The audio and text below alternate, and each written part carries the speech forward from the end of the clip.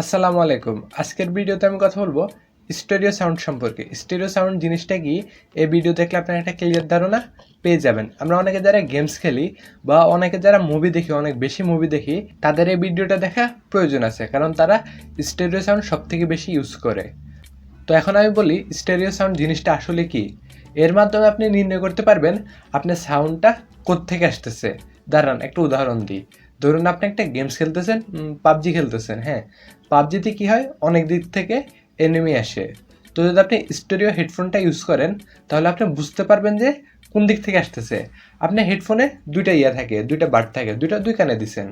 তারপর যদি আপনার এনিমিটা বা আপনার শত্রুটা যদি বাম দিক থেকে আসে, তাহলে আপনার বাম হেডফোনে বুঝতে পারবেন বা শব্দ পাবেন। এভাবে আমরা বুঝতে পারি স্টেরিও হেডফোনের মাধ্যমে যে সাউন্ড কোন দিক থেকে আসতেছে।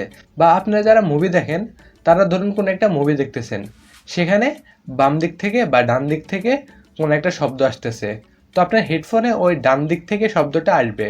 তো আপনি ভালো মতো বুঝতে পারবেন যে কি হচ্ছে। বা একটা মুভিতে আপনার ট্রেন বাম দিক থেকে ডান দিকে গেছে, তাহলে আপনি হেডফোনে আপনি ওইরকম একটা ফিল পাবেন যে বাম দিক থেকে সাউন্ড জোরে আসবে, ডান দিকে সাউন্ডটা যাবে। তো আজকের ভিডিওতে আমি স্টেরিও সাউন্ড সম্পর্কে একটা বেসিক ধারণা আপনাদেরকে দিলাম। এ সম্পর্কিত যদি আরও কোনো প্রশ্ন থাকে, তাহলে আমাকে জিজ্ঞেস করতে পারেন। আরও অনেক রকমের সাউন্ড রয়েছে, যেমন স্টেরিও সাউন্ড, মনো সাউন্ড, তারপরে রয়েছে আমাদের সারাউন্ড সাউন্ড।